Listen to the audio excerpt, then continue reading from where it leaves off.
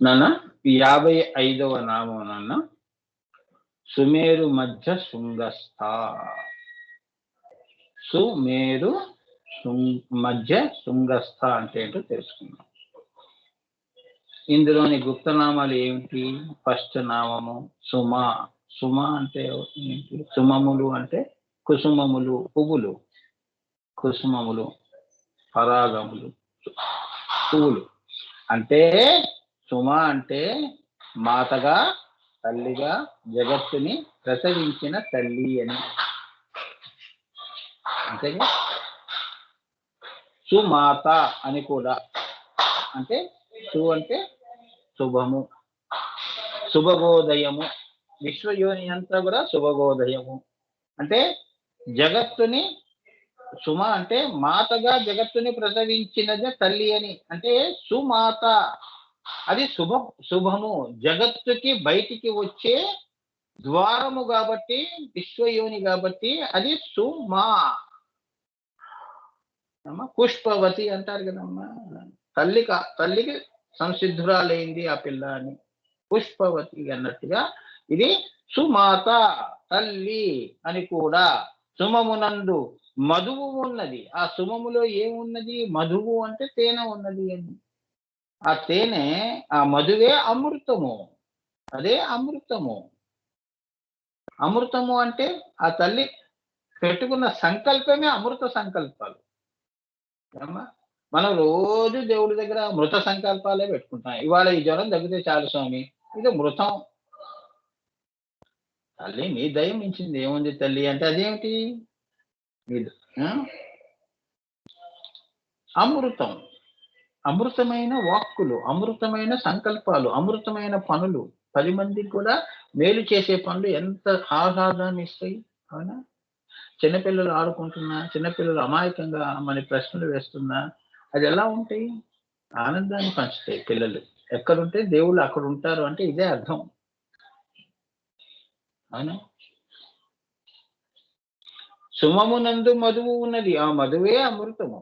ఆ అమృతమే బీజమై ఏమైంది? అమృతము బీజమైంది. అంటే విశ్వయోని అనేది అయింది అని. బీజమే, ఆ బీజము ఫలమై పండ్లు. బీజమైందంటే ఫలాలు వస్తాయి కదమ్మా. ఆ ఫలమే వృక్షమై మళ్ళీ ఫలాలు రాలిపోయిన తర్వాత గింజలు మళ్ళీ వృక్షమై, ఆ వృక్షమే మరలా వనమైనట్లుగా. వనము అంటే అడవి అయింది. అంటే విత్తనాలతో అడవి వచ్చింది అని. అంటే ఇంత సృష్టి జరిగింది అని. నువ్వు కూడా పుట్టినప్పుడు ఒక్క ఆలోచన ఫస్ట్ ఏమిటి? తల్లిని తెలుసుకుంటావు, అమ్మా అంటావు, కొద్దిగా జ్ఞానం వస్తే. అవునా? ఆ అమ్మ అనేది బీజం. ఇప్పుడు ఈ వయసులో ఎన్ని ఆలోచనలు, ఊహలు, అనుభూతులను పుట్టించింది ఆ ఒక్క బీజము. చిన్నప్పుడు పుట్టినప్పుడు అమ్మ అన్నానండి, మా నాన్నని చూసి నాన్న అన్నాను, నాకు చెప్తే నాన్న అని అన్నాను, ఆ రెండు నాకు గుర్తు అనేది బీజము. ఇప్పుడు నువ్వు మాట్లాడుతున్నవి ఇదంతా వనము, అడవి. అర్థమైందా? ఇంతవరకు ఎలా నువ్వు ఎదిగావు అంటే ఆ బీజము నుంచి నువ్వు వచ్చావు. సృష్టి కూడా అలా వచ్చింది అని. ఏమ్మా? అందుకే అమ్మవారు అదేంటి ఆయక, కిందదంతా మాయక. అమాయకులు పిల్లలు, అమాయకులు కదమ్మా, వాళ్ళకి ఏం మాయ తెలియదు. మనకి తెలుసు, మనం ఎప్పుడు మాయ మాటలే మాట్లాడతాం పిల్లల దగ్గర కూడా. అవునా?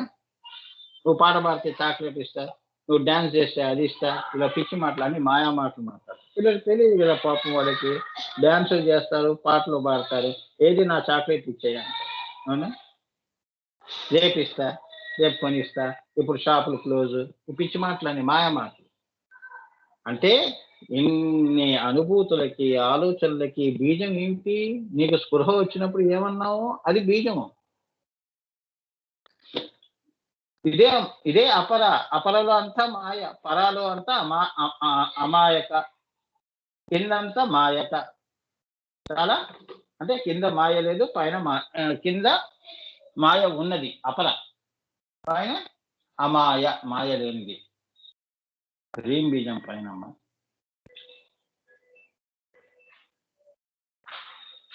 ఈ తేజస్సు సుమమైన రక్త బిందువు సమస్త సృష్టికి పరాగభూతమైనది.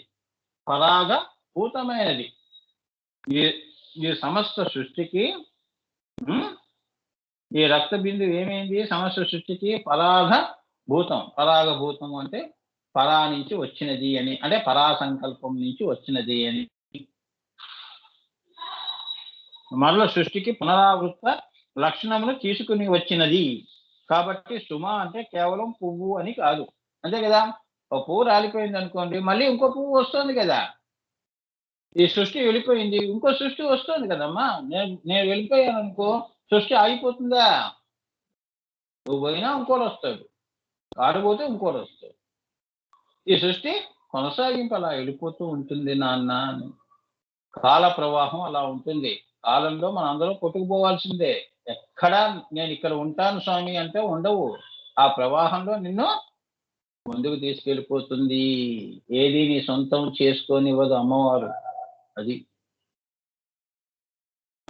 కాబట్టి సుమ అంటే కేవలం పువ్వు అని కాదు, పువ్వు యొక్క తత్వమైన మధువుని తన యందు ఇముడ్చుకొని ఉన్నది. ఆ మధువు అనేది ఏదైతే ఉందో తనలో దాచుకొని ఉన్నది. అదే పుష్ప అంటే. అంతే కదా.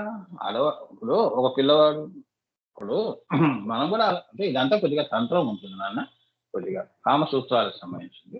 అది కూడా ఒక విద్యగా నేర్చుకోవాలి, తప్పేం లేదు. అన్నిటికీ అయ్యో అనకూడదు. ఇప్పుడు ఏంటంటే ఒక బిడ్డ మరి 100 మంది పావులు అన్నారు అంటే ఒకటి తర్వాత ఒకటి, అదేంటి? మధువు. ఆ యోని మధువు అలా కొడుతున్నా. ఈ సృష్టి కూడా అలా వస్తూనే ఉంటుంది, పోతూనే ఉంటుంది. ఆ ఈశ్వర సంకల్పం ఉన్నంత వరకు అని.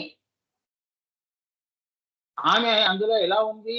మధువుగా ఉన్నది అమ్మా. తేనె అమృతంగా ఉన్నది ఆ తల్లి అని. అందుకే ఆవిడ అమృత వర్షిణి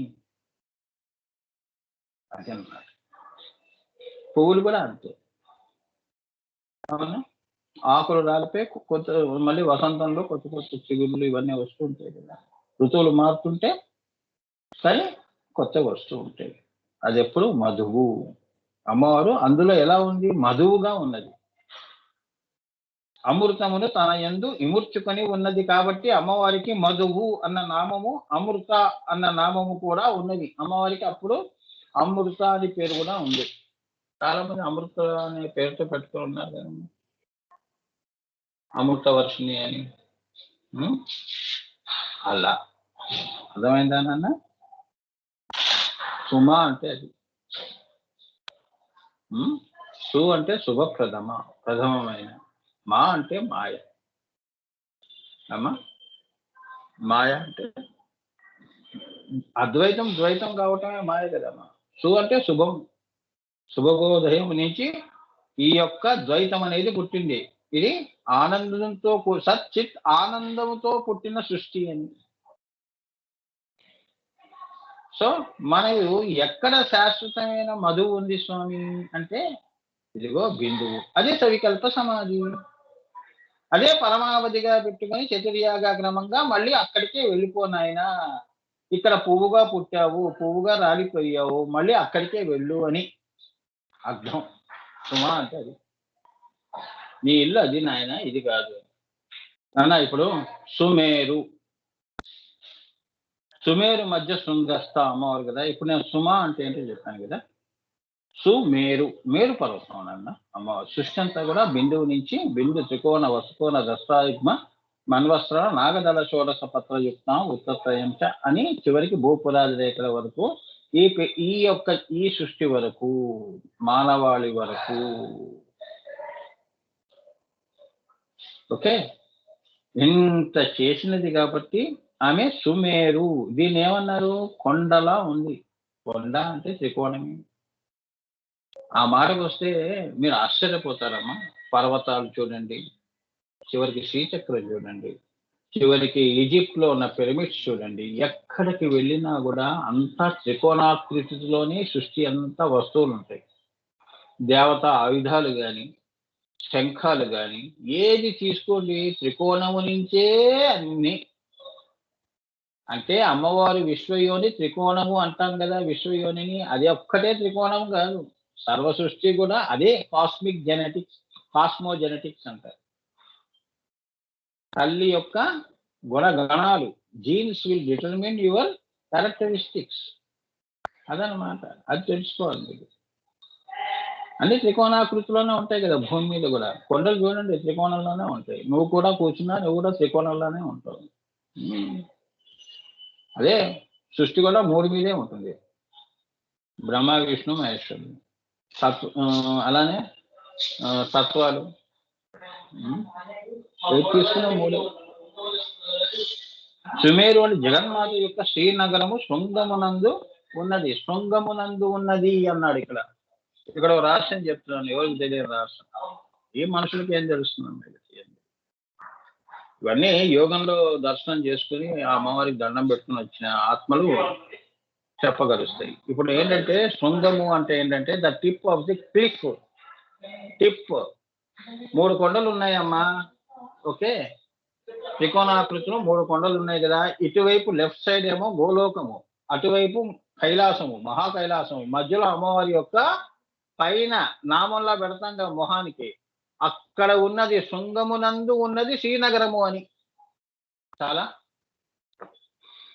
అక్కడి నుంచి ఈ భూతలము వరకు సృష్టి శ్రీచక్రాకృతిలో ఉంది. ఇందులో అమ్మవారు శ్రీచక్ర సంచారిని. ఆ ప్రాణం అలా ప్రవహిస్తూ పైదాకా వెళుతూ ఉంటుందన్నమాట. ఆమె సంచారం అలా అదన్నమాట. ఈ శృంగము అనేది ఎక్కడుంది? నువ్వు చూసేది భావంలో కాదు, భావానికి అతీతంగా ఉన్నది. ఆత్మయే దర్శనం చేసుకోగలిగే శృంగం అది. శరీరముతో, జీవాత్మతో, ఇలా కంటితో, మాటలతో, పుస్తకాల్లో చూసే శృంగము కాదు అది. అది మహులే తలకిందులు తపస్సు చేశారు. అది ఎవరికి పడితే వారికి దర్శనం ఇవ్వదు. శృంగము అంటే ద టిప్. ఎవరెస్ట్ మౌంటైన్ ఉందా, టిప్ దగ్గర జెండా పాత్ర చూడండి, అది అంత పైన ఉంటుంది. శ్రీనగరం అంటే అది శ్రీ నగరము, శ్రీతో కూడుకుంది అది. అదే మన దీపం. చాలా అది ఎక్కడ దర్శనం అవుతుంది స్వామి? ఎట్లా?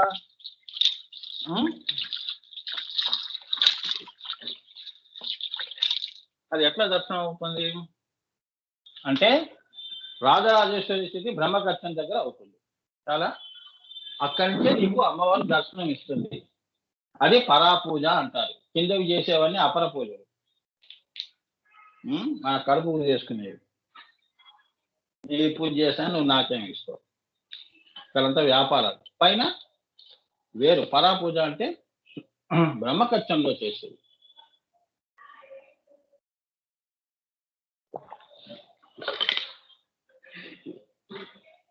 అప్పుడు ఆయన ఆ యోగి, ఆ మహాయోగి బ్రహ్మకర్షమ దగ్గర నుంచి ఆ శ్రీనగర దర్శనం చేసి మాతృక పుష్పస్తవం చేశాడు. స్తవము చేయటం అంటే స్తోత్రించాడని. అమ్మా నాకు ఇంత అదృష్టమా, శ్రీనగరాన్ని చూసే అదృష్టమా. కల్లోలోల్సితార్థ నిలయ అని పాడాడు కదమ్మా. అది ఆసుగా పరాపూజ చేశాడని. కిందవన్నీ అపర పూజలు. ఇవన్నీ అక్కడ చేర్చే పూజలే కానీ అక్కడిది ఇక్కడ తీసుకొచ్చే పూజలు కావు. అర్థమైందమ్మా? ఈ పూజలన్నీ అక్కడికి చేరుస్తాయి. అవి సంకల్పాలుగా పెట్టుకునే నువ్వు చెయ్యాలి పూజ. అంతేగాని మాయ పూజలు చేయకూడదు. అంటే బహిర్యాగము చేసి ఆపేయకూడదని. అంతర్యాగము కూడా చేయాలి, రహోయాగం చేయాలి. ఆత్మని రాజరాజేశ్వరి స్థితి బ్రహ్మకర్షణ దగ్గర తీసుకెళ్లి పరాపూజ చేయరా నాయన అని చతుర్యాగ క్రమంగా శ్రీ విద్యలో చెప్పడం జరిగింది గురువులు.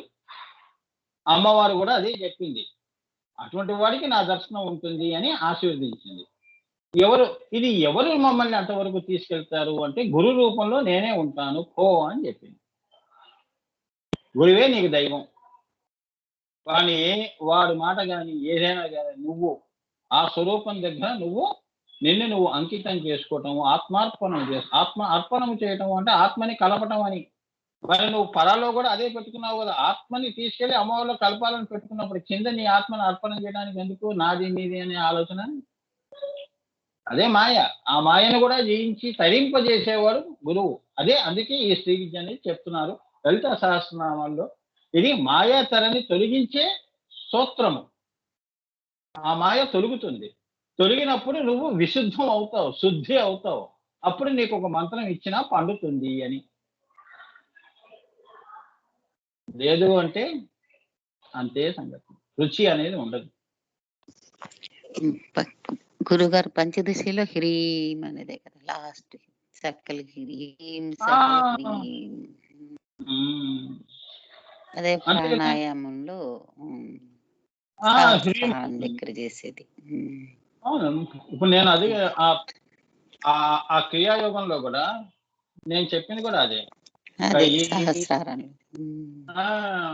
నువ్వు మూడో కణ దగ్గరికి వచ్చినప్పుడు ఏమన్నావు? సకల హ్రీం అన్నావు. కయీలహరీం అసకహల హ్రీం సకల సకల అని హ్రీం సకల తీసేసి మళ్ళీ ఏమన్నావు? హ్రీం అంటూ బ్రహ్మకథం దగ్గరికి వెళ్తున్నావు. అది పరాపూజ అంటున్నారు ఇక్కడ. అది అంతేగాని కయ్యేయిల హ్రీం అసకహలీం కాదు. అవన్నీ నౌక నిన్ను పైకి తీసుకెళ్ళట. నిచ్చెన దేవుడని అక్కడే దండం పెట్టుకుంటూ దానికి బొట్లు పెడతారా చెట్లకి, చేమలకి, పుట్టలకి? అవునా? నిత్య ఎక్కనమని అదే స్వర్గానికి నిచ్చెన వేయటం అంటే అదే మూలాధార జాగృతం అయితేనే స్వర్గానికి నిచ్చెన వేయటం. అంతేగాని అర్జునుడు స్వర్గానికి బాణాలతో వేశాడంటే, బాణం అంటే ఏమిటి? ఓంకారం అనే దాన్ని వేసుకుని పాశుపతాస్త్రాన్ని సంపాదించుకున్నాడని. తత్వం మారిపోయింది. ఇక్కడ కథల్లో ఏంటంటే ఏదో స్వర్గానికి వేసేసాడు నిచ్చెనలని. మీరు కథలుగా అన్ని వస్తు రూపంలో పురాణాలను పెట్టుకొని అర్థం అదే అని చెప్పేసి ఫిక్స్ అయిపోవటం కాదు. దీనికంటే పరతత్వం చెప్పేవాడు గురువు. అదనమాట. ఓంకారం పట్టుకో. ఓంకారం అనే నిత్యాన్ని పెట్టుకొని నీ కనులు బొమ్మలు మధ్య అది పెట్టుకో. లక్ష్యం ఓం అని మూలాధారం దగ్గర నుంచి అను ఉపాసన చెయ్యి. ఆ బాణము ఎటు అటు పోకుండా ఆంజనేయ స్వామి వాయుపుత్రుడు కాబట్టి ఆ ముఖ్య ప్రాణాన్ని అటు ఇటు పోనీయకుండా, ఇడా పింగళ వైపు మాయ వైపు పోనీయకుండా చిన్నగా మూడో కనుక ఎరుస్తుంది అని. అదే లక్ష్యం. ఓంకారం నేను తర్వాత చెప్తాను. గురువు గారిది అంతా డీటెయిల్గా చెప్పాలమ్మా మనం. ఇవన్నీ ఒక్కరోజు అయ్యే పనులు కావు ఇవన్నీ. సో జగన్మాత యొక్క శ్రీనగరము శృంగమునందే ఉన్నది. దానిని సుమేరు అంటారు. అదే బిందుస్థానం.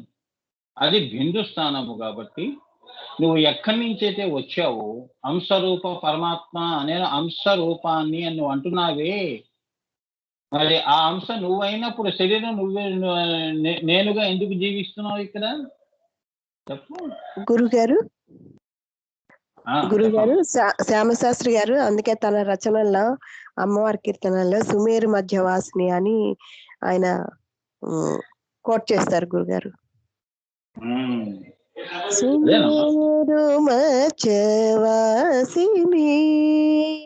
అంబ సుమేరు మధ్యవాసిని అన్ని కోట్ చేస్తారు గురుగారు. అవునమ్మా, కరెక్ట్ అమ్మా. ఆయన మహానుభావుడు కాబట్టి వాళ్ళకి అమ్మవారు అందరికీ పలుకుతుందమ్మా. అలా చెప్పించుకుంటుంది తల్లి. ఆ వాగ్వాదిని వాక్ స్వరూపిణి కదమ్మా ఆ తల్లి. ఏ నేలకి నుంచి అయినా కూడా తను పలుకుతుంది అని. అందుకే గురువు యొక్క మాట, అమ్మవారి మాట. ఆయనతో అలా పాడించుకుందమ్మా మహానుభావుడు. అలానే గురువు గారు మరి 100,000 10,000 పాటలు మరి పాడించుకుంది. ఇప్పుడు రామశాస్త్రి లాంటి వాళ్ళు పాడారు. ఇప్పుడు గురువు గారు రేపు పొద్దున రాబోయే తరాల వాళ్ళు ఇవి పాడుకుంటారు. అది కూడా జరగబోతుంది. అదే అమ్మవారే చెప్తుంది, ఇవి కావురా ఇవి వస్తాయి కదా. ఇవే భవిష్యత్తులో ఈయన పాటలు చాలా మంది శ్రీ విద్యను తెలుసుకొని శ్రీ విద్యా మార్గంలో ప్రయాణం చేస్తారు, మాయను తొలగించుకొని అని. ఈ పాటలు అంత అర్థం ఉన్నాయి. ప్రతి పాట మీరు విన్నారు కదమ్మా. ఆ పాట అర్థం తాత్పర్యాలు చెప్పేవాడు కూడా వస్తారు. నేను చెప్పలేను కదమ్మా. నేను ఇంకో 100 సంవత్సరాలు నేను ఎక్కడ ఉంటాను? చెప్పేవాళ్ళు ఉంటారు. ఆ పాటను పెట్టుకొని దాని మీద మళ్ళీ భాష్యం చెప్పేవాళ్ళు ఉంటారు. చాలా చాలా జరుగుతాయి భవిష్యత్తులో. ఇప్పుడు ఏం తెలియవు. మీకు తెలియవు, నాకు తెలియదు. శృంగ అంటే అది. ఈమె సుమేరు మధ్య శృంగస్థ. సంగమ అంటే, సంగమము అంటే ఏంటంటే కలయిక, కలవటం, ఇద్దరు సంగమించటం. ఒక నది సముద్రంలో సంగమిస్తుంది. త్రివేణి సంగమము, అలాగే సత్పురుషుల సంగమం, మంచివాళ్ళు కలిసి ఉన్న చోట, చెడ్డవాళ్ళు కలిసి ఉన్నది సంఘం కాదు అమ్మా. సో ఇది సంగమం. ఈ సంగమ అంటే 9 ఆవరణాలు వచ్చి బిందువు నందు సంగమించి లీనమైపోతాయి. అంటే ప్రళయ కాలంలో ఈ 9 బిందువుల్లో ఉన్న శక్తి అమ్మవారు ఆమె వమనం చేసినప్పుడు తాడు వెనక్కి తీసుకోవటం, అప్పుడు పూలన్నీ రాలిపోవటం, అంటే సృష్టి లేకపోవటం అని. దగ్గర మాల కట్టారు, దారం తీసేస్తే ఏముంది, పూలు విడిపోతాయి. ఇక్కడ మీకు ఇంకా పూలుగా కనిపిస్తున్నాయి, కానీ ఆ పూల్లో ఉన్న శక్తి కూడా తీసేస్తే అణువులన్నీ విచ్ఛిన్నమైతే ఏమీ ఉండదు, కళ చెదిరిపోయినట్టు ఉంటుంది. అంతవరకు నువ్వు కళల్లో పెద్ద పెద్ద భవనాలు భవంతులు చూసిన దానివి ఏమైపోయినాయి, విచ్ఛిన్నమైపోయినాయి. మళ్ళీ నీలో నీవుగా వచ్చేసావు. ఓహో నేను కళదన్నాను, అమ్మవారు కూడా ఇదంతా కళ, నా సృష్టి, నా మాయ అని ఆవిడికి అనుకుంటుంది. అది అలా చెప్తే అర్థం. సంగమ అన్న మాటకి అర్థం అదనమాట. సంగమించి లీనమైపోతాయి. ఎక్కడి నుంచి వచ్చాయో అక్కడ లీనమైపోతాయి. సముద్రం నుంచి నీరంతా బయటికి వస్తుంది, మళ్ళీ ఈ నీరంతా సముద్రంలో మళ్ళీ సంగమిస్తున్నాయి, మళ్ళీ ఆకాశాల రూపంలో మళ్ళీ అవన్నీ కూడా పైకి వెళ్ళి మళ్ళీ వర్షిస్తున్నాయి, మళ్ళీ సంగమిస్తున్నాయి. ఇది సృష్టి క్రమము అని. సంగమ అంటే అది. మనం కూడా పుడుతున్నాము, పోషించబడుతున్నాము, చనిపోతున్నాము, మళ్ళీ కొడుకుల రూపంలో మళ్ళీ పుడుతున్నాము, మళ్ళీ వాడు పెరుగుతున్నాడు, వాడి కొడుకు రూపంలో మళ్ళీ. ఇక్కడ ఎవరూ చావలేదు, ఎవరూ పుట్టలేదని. అసలు పుట్టుక ఎక్కడ జరిగింది? ఈశ్వర సంకల్పం దగ్గర జరిగింది. అది ఎప్పుడు జరిగింది అంటే ఎవరికి తెలియదు. అవునా? అది తెలుసుకోవాలి మీరు. అంతేగాని నేను పలానా రోజు పుట్టా, పలానా రోజు చచ్చా, ఇది కావు.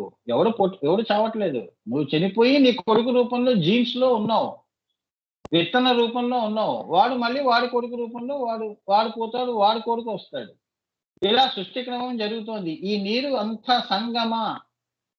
ఇవన్నీ ఆ ఋతువుల్లో ఈ నీరంతా, సముద్ర నీరంతా ఆకాశంలోకి వెళ్ళిపోయి మళ్ళీ వర్షిస్తోంది, మళ్ళీ పడుతోంది కదా, అది మళ్ళీ సముద్రంలోనే సంగమిస్తోంది. ఆమె ఎప్పుడు కూడా సముద్ర, ఆమెలోనే అందరూ బిందువులో సంగమించాలి, కానీ ఆవిడ ఎందులోనూ సంగమించాలి. నువ్వు ఎక్కడున్నా నువ్వు వచ్చి అక్కడ చేరాల్సిందే. అదే ప్రదక్షిణ అంటారు. దీన్నే నారాయణీయము అంటారు. ఆయనం ఏమిటి? సర్కిల్ గా ఉంటుంది అమ్మా, సర్కిల్ గా తిరుగుతూ ఉంటాం మనం కూడా, చావు పుట్టుగా ఇలా ఈ సర్కిల్ ఇది. సో పోయిన వాళ్ళందరూ కూడా ఈ యొక్క జీవన్ మరణ, ఈ చక్రం ఉందే ఇందులోనే తిరుగుతూ ఉంటారని. ఇదే భువర్లోకము. ఈ భువర్లోకంలోనే తిరుగుతూ ఉంటారు ప్రేతాలుగా. ప్రీతి కలిగినది ప్రేతము. కోరికలతో వాంఛలు అన్ని తీరవు, కొన్ని తీరని ఉంటాయి. అవన్నీ అంతరిక్షంలో మళ్ళీ ఎదురు చూస్తూ ఉంటాయి, ఇంకో పుట్టుకకి ఎదురు చూస్తూ ఉంటాయి పైన అంతరిక్షంలో. సమయం వచ్చినప్పుడు పుడతాయి మళ్ళీ. ఈ జీవన్మరణ, ఈ చక్రమే ఈ సంగమ. దీన్ని దాటి వెళ్ళాలి స్వామి అన్నప్పుడు ఇగో ఓం భూ ఓం భువ ఓం శువ. ఏమివడో ఇదే త్రైలోక్య మోహన కవచం చదువుకోమని మీ అందరికి చెప్పాను నేను. అది ఎంతమంది చదువుతున్నారో నాకు తెలియదు. ఏమా త్రైలోక్య మోహన కవచం చదివితే అందులో మీకు ఇది ఈ వసులోక, రుద్రలోక, ఆదిత్య లోకంలో చేరుస్తుంది. ఆదిత్య లోకంలో చేరావు అంటే అమ్మవారి యొక్క శ్రీచక్రంలో నువ్వు అడుగు పెట్టడం లాంటిది, గేటు తెరిచి లోపలికి వెళ్ళటం లాంటిది. ఇక అక్కడి నుంచి వాళ్ళు చూసుకుంటారు. అది ఇవన్నీ ఇంత డీటెయిల్ ఎవరికి చెప్పారు, పైన కూడా కొన్ని చెప్పాల్సి వస్తుంది. సో ఇది సంహార క్రమం. అంటే సృష్టి తీసేసుకునేది సంహార క్రమం. సృష్టి క్రమంలో చూస్తే ఆ బిందువు నుండి 9 ఆవరణాలు వచ్చాయని ఏమా, దీన్నే జీవన మరణ అంటారు. దీన్నే పుట్టటం, అదే సృష్టి స్థితిలయ తిరోధాన వమనాలు. ఇలా ఈ సైకిల్ తిరుగుతూ ఉంటుంది సృష్టిలో. మన వరకు మనం సృష్టి, స్థితి, లయ, తిరోధాన, వమన. వమన అంటే ఏమిటి? అమ్మవారి బిందువులు వెళ్ళిపోయా ఉంటే సవికల్ప సమాధి అని. అందరికీ కాదము, లాస్ట్ 2 మనం ఎప్పుడు సృష్టి, స్థితి, లయలోనే ఉంటాం, మళ్ళీ పుడతాం. అసలైన యోగులు, మహానుభావులు అక్కడ దాకా వెళ్ళిన వాళ్ళకి ఈ 5 కూడా దాటి బిందువులోకి కలుస్తారు. అది అసలైన సంగమము అని. అంటే వాడికి జీవన్ముక్తే కాదు, వాడికి సాక్షాత్ అమ్మవారు తనలో సాయుధ్యము కలుపుకున్నది. అది అసలైన సంగమము. ఆత్మని తాను సొంతం చేసుకున్నది, అది పరమాత్మ అయినది అని. అమ్మా, అది. సో షడాకాశములు ఉద్భవించి సృష్టి అవుతుంది అప్పుడు. అంటే ఏంటి? సృష్టి క్రమంలో కిందకి వచ్చినప్పుడు 6 ఆకాశాలై సృష్టి చేస్తుంది. అలానే సృష్టి వరకు దాని సంగమము ఉంటుంది. సృష్టి వరకు కూడా అమ్మవారి యొక్క సంగమం ఉంటుంది. సంహారమునందు కూడా లయాభూతముగా సంగమము ఉంటుంది. ఆ బిందువుకి బిందువు పుట్టించటమే కాదు, సంహారంలో కూడా ఉంది అని. ఏదైనా ఎక్కడైనా ఏదైనా వెళ్ళిపోవాలి అంటే ఒకటంటూ ఉండాలి కదా, అదే అమ్మవారి బిందు స్థానము అని. సో బిందు స్థానము పుట్టుటకి, లయమునకి సంకేతము. అంటే ఇన్కమింగ్ అవుట్ గోయింగ్ అని. నీ సెల్లులో ఇన్కమింగ్ అవుట్ గోయింగ్ ఉంటుందా? నీ సెల్లు బిందువు అని. అలా మేము మన టెక్నికల్ లాంగ్వేజ్ లో మాట్లాడాలంటే. సో శ్రీచక్ర బిందువే సుమేరు. శ్రీచక్ర బిందువు ఏమైంది? అది సుమేరు. సుమ అయింది, పుష్పము అయింది. అదే పారిజాత పుష్పము అంటారు. గగన కుసుమం అండి అంటాం కదా, ఇదే గగన కుసుమము అన్నప్పుడు దేవతలు చేతుల్లోంచి కిందకి పువ్వులు వర్షించడం కాదు. అసలైన గగన పుష్పం ఏది అంటే అమ్మవారి శ్రీచక్రంలో ఉన్న బిందువుతో కూడుకున్నది అసలైన పుష్పము. అదే ఏమన్నారు? పారిజాత పుష్పము. బ్రహ్మ కమలము ఇలా అంటారు. అవి శ్రీచక్ర బిందువే సుమేరు. ఇందుగల అంతర్త్రికోణంలో తూర్పు కోణమేమో బ్రహ్మ. అది ఇచ్ఛాశక్తికి సంకేతం. ఇచ్ఛ అక్కడి నుంచి పుడుతుంది, తూర్పు సైడ్ నుంచి ఉన్న త్రికోణంలో. ట్రయాంగిల్ వేయండి, తూర్పు సైడ్.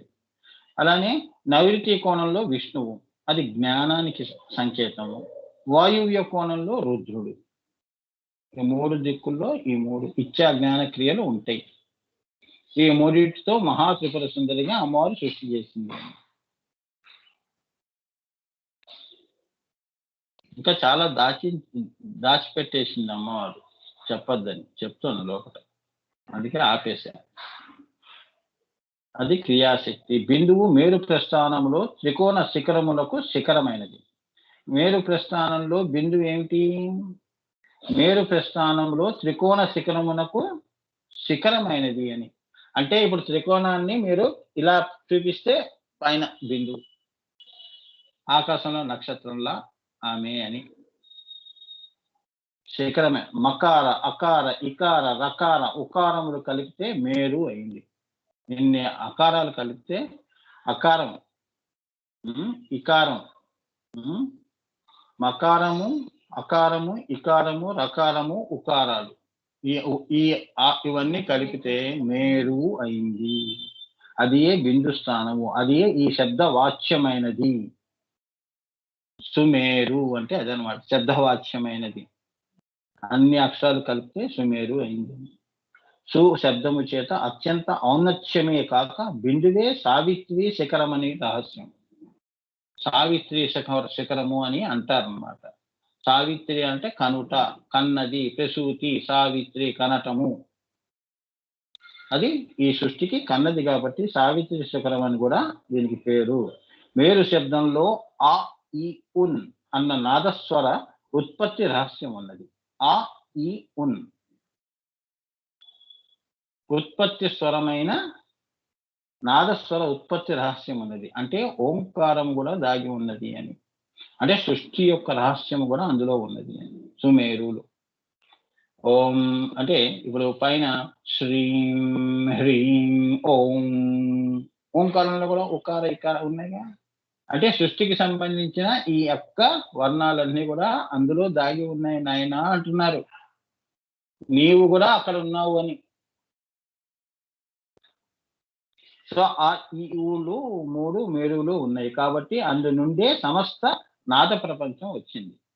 ఈ నాదం అంతా కూడా ఎక్కడి నుంచి వచ్చింది? బిందువు నుంచి వచ్చిందండి. అంటే సా ఉమా కూడా అవుతుంది కదా గురుజీ, సా ఉమా. ఆ, అలా సా అంటే సా ప్లస్ ఉమా అంటే ఏంటంటే, సా ఉమా అంటే శివుడితో కలిసి ఉన్నది కాబట్టి సా ఉమా. సుమ ఏమా శివుడితో కలిసి ఉంది. కరెక్ట్. సో భాషా ప్రపంచము, మంత్ర ప్రపంచము ఉద్భవించాయని రహస్యం. సో దీని నుంచి మీరు చదువుతున్న మంత్రాలు కానీ, భాషలు కానీ, మాటలు కానీ, వ్యవహారాలు కానీ ఏమి చేస్తున్నా కూడా దీని మూలం చెప్తున్నారు. సుమేరు అంటే అది. ఆ ఈ ఊలు లోక తారా మండలము. ఏవేవి తారా మండలాల్లో రాసుకోండి. ఆ ఈ ఊలు లోక తారా మండలం అంటే, లోక తారా మండలం ఇంతకు నామంలో చెప్పాను. అలానే ఈం అన్నది పరానాదము. ఈం అన్నది పరానాదము, అది ఏ కామకళా స్వరూపం. ఈం అది కామకళా స్వరూపము. అంటే ఏంటంటే ఈం శ్రీం కాబోతోంది. ఆ సంకల్పం పెట్టుకుని ఉన్నది కాబట్టి శ్రీం అవుతోంది కాబట్టి అది కామకళ. అంటే పంచదశికి సిద్ధంగా ఉన్నది అని 15 చైతన్య వస్తువులతో సృష్టి చేస్తుంది కాబట్టి ఆమె ఈం. ఈంలో శ్రీం ఉంటుంది. అంటే వాళ్ళు బిందువులోకి వస్తున్నారని. ఏది పెట్టుకొని వస్తున్నారు? సంకల్పం పెట్టుకొని వస్తున్నారు. సో అదే కామకాళా స్వరూపం ఏమా, అదే బిందు మండల వాసిని. సో వారిద్దరూ కలిసినది ఎక్కడ? స్ట్రీమ్ లో కలిశారు. ఈయంలోనేమో సంకల్పం చేసుకుంటూ దిగారు. దిగి బిందువు దగ్గరికి వచ్చారు. వచ్చినప్పుడు వాళ్ళు మిథున అయ్యారు, మిథున జంట అయ్యారు, కామకళ పెట్టుకుని వచ్చారు. అదే పంచదశిలో ఉన్న కామకళ రహస్యం ఏమా. అది దాని తర్వాత శక్తికూటం అనేది, శ్రీచక్రం అనేది వచ్చింది అని. అదే పంచదశి. అది ఏ బిందు మండల వాసిని. శృంగ అంటే కోణములు, మూలాలు. శృంగము అంటే ఏమిటి? ఒక్కొక్క త్రికోణం తీసుకుంటే దానికి శృంగము మూలము, ఇంకో త్రికోణం తీసుకుంటే దానికి సృష్టి అంతా త్రికోణాకృతిలో ఉందిగా. సో శృంగ అంటే సుమేరు మధ్య శృంగస్థ అన్నారుగా. సుమేరు అంటే కోణములు, మూలలు, దిక్కులు అని కూడా. సుమ్ అంటే ఏంటంటే విశ్వయోని. అదే శుభగోదయం. అంటే కింద వచ్చిన సృష్టి అన్నిటిలో కూడా త్రికోణాకృతిలో పైకి వెళితే మనం మూలాలు, కోణాలు పెట్టుకుని వెళ్ళిన తర్వాత నువ్వు సుమ్ దగ్గరికి వచ్చినప్పుడు అది శుభగోదయము, అది విశ్వయోని, అదే నీ సవికల్ప సమాధి స్థానము అని. మధ్యస్థ అనగా బిందువు. మాతృకామాల మహేశ్వరి స్వరూపమే. మాతృకామాల మహేశ్వరి స్వరూపం. అన్ని మాతృకులకి ఈమె మహేశ్వరి స్వరూపం కాబట్టి బిందువు ఆమె సుమేరు మధ్య శృంగస్థ అన్న నామం.